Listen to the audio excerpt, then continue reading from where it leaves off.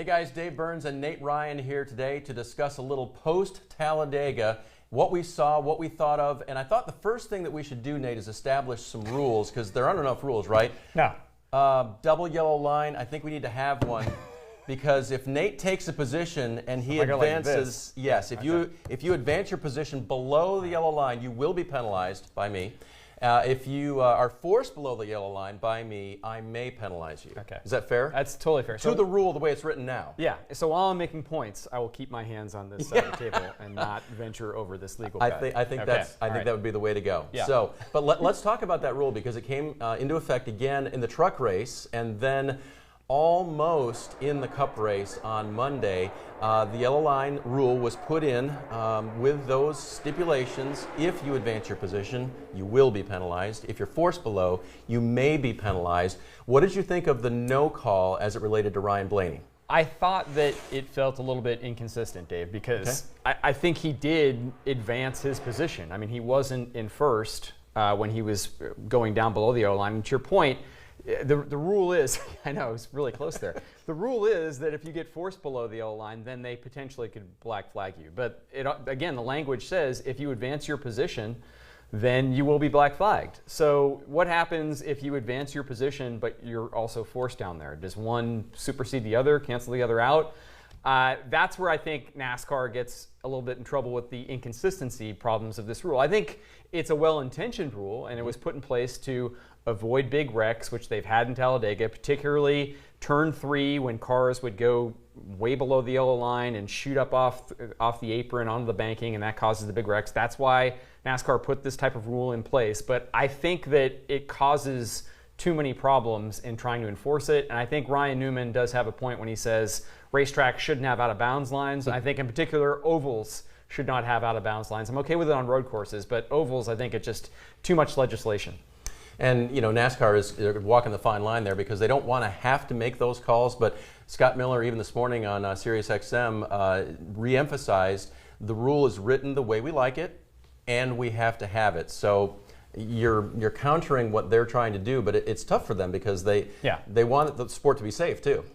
I mean, they're in a really tough spot, Dave. And I look at Saturday's race, the truck race, and I think in that instance they probably made the right call. And I think it's hard to argue with what Johnny Sauter did in blocking Herbst from passing him and getting the win.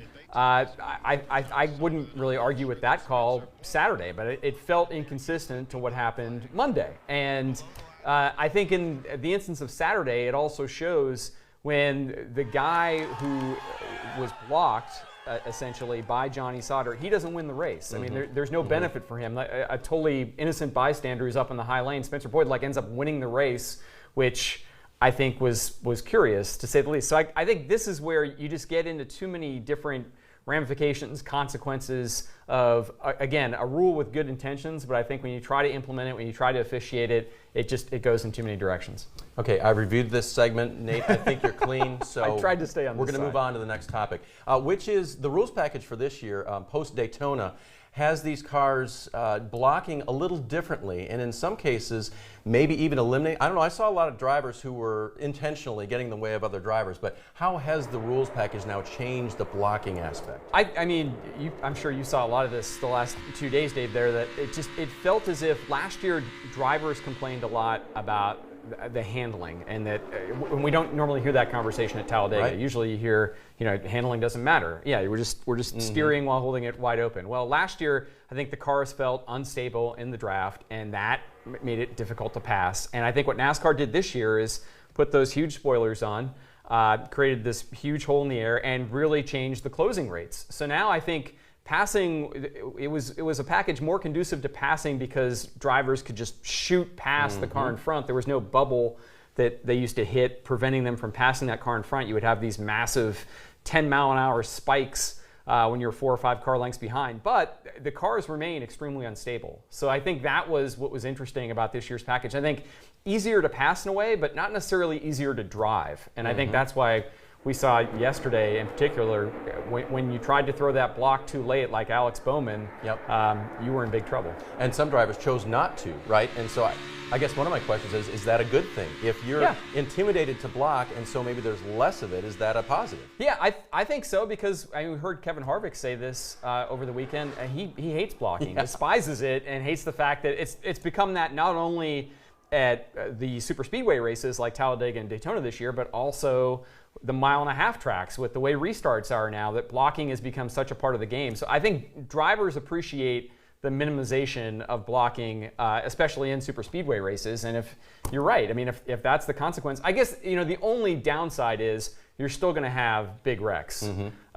matter what type of rules package you put in. But I think that's live by the sword, die by the sword. That's what you get at Talladega. Very good. He's Nate Ryan. I'm Dave Burns. And as a public service, we remind you to obey all posted speed limits and follow the lines: white, yellow, dashed, solid, but especially the double yellow. That's a no passing zone.